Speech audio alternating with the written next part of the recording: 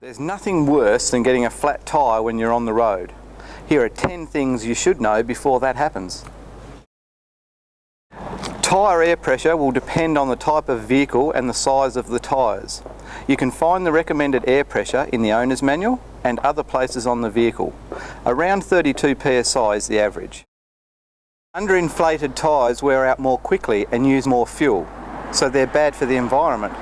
Proper inflation is also vital for the safe operation of the vehicle. So, what actually causes a flat? Usually something like a nail or a screw which punctures the tyre. Your spare is usually located in the boot or under the rear of the car or on the back tailgate. Check yours now. Different cars have different types of spare wheels. You can see that this is very different looking to the wheel that comes off the car. Some of the vehicles will have a wheel that looks exactly the same as the one that came off. This is what's called a temporary spare, and you also get the really skinny, narrow ones that look quite funny on the car, and they're called a space saver. The space savers and the temporary spares, if they have these big yellow signs, they're speed limited to 80 kilometres an hour, and they're really only designed for use to get you from where you've had your spare tyre to a repairer. Okay, so one of the first and most important things before we do anything is we need to make sure that the handbrake is on, and if it's an automatic car it should be in park, and if it's a manual car it should be in first gear. We like, if we can, to chock the wheel as well with a lump of wood if you can find one, a brick. Sometimes the car actually has a wheel chock, a wheel wedge in it.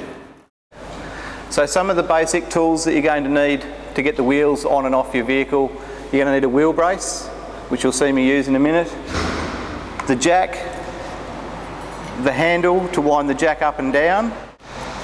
Depending on what car you have, there will be some other tools that you may need to get the caps off the wheel nuts and to actually get the hubcaps off the vehicle as well. They're usually located in the boot. However, there are various places that they can be in the car, behind the seats, under the seats. I recommend that you go to your owner's manual now and go and find out where the location of those tools are so that you know for when you need them. Some vehicles have alloy wheels, such as this one, and you can see the wheel nuts there. Other vehicles have steel wheels with a plastic wheel cover that covers the wheel nuts, which you have to remove to get them off. This being an alloy wheel still actually has some tricky little plastic covers which cover the wheel nuts. There's a special tool that enables you to grab hold of those plastic covers and pull them up, and there you can see underneath are the wheel nuts that we actually have to get to. Before we lift the wheel off the ground, we want to loosen the wheel nuts off. We just want to loosen them half a turn to one turn.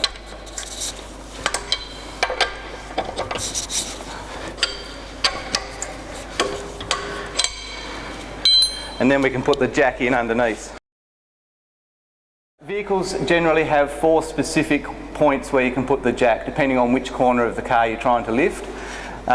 This one here has a groove where it goes into the sill panel of the car. So looking along the sill panel under here, there's an area that has a big bulge in it, which is extra strength, and that's where the jack's got to go. So I'm going to put the jack in and then wind it up. As the vehicle comes up and some weight starts to come off that wheel, you just need to pay careful attention that the vehicle's not moving back and forth or towards you. These jacks can be a little bit unstable. We need to wind the vehicle up so that there's enough distance under the wheel to put the new wheel on. Using the tool supplied, the wheel nut tool supplied, we'll take the studs off. Some vehicles have nuts, this vehicle has studs, so they look like bolts. Now 2 hands and just drop it off and onto the ground. Okie dokie. And we can see in this one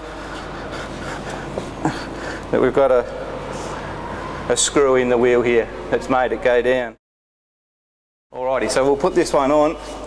You gotta roll it up. I like to crouch down, put the wheel on and roll it round until you can see the holes, and I hold it with my knees in place. So then we have to put all the wheel nuts on, or in this case the wheel bolts, We can get all them up, we can do them up by hand. I use the tool just to nip them up. Initially, they just have to be nipped up before we lower the car down and then tighten them properly. Okay, so we'll just lower the car down, and this is where you cross your fingers and hope that there's some air in that spare tyre too. Alright. Now we'll have to tighten the wheel nuts up as hard as pretty much as hard as you can. The tools that they give are not very long, so you've really got to get onto them quite tightly. If you're not confident that you've got your wheel nuts tightened up enough or that they're at the correct tension, we recommend that you take the vehicle to someone who is competent to tighten them up. And also you should check the pressure in the tyre, because it might have been sitting under the car for a period of time and we don't know what the pressure is in the tyre. Okay, so now we've got the spare tyre on, it's time to pack up all the tools back into the place that they're supposed to be so they're ready for next time. If you've got a puncture very similar to this one where you've got a screw anywhere in the tread of the tyre, it should be able to be repaired.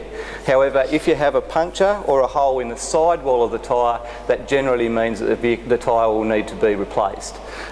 Just take it to the tyre repairer and he'll let you know exactly what can be done. Now don't forget, if you've got RACT roadside cover, just give us a call and let us come and do the dirty work for you.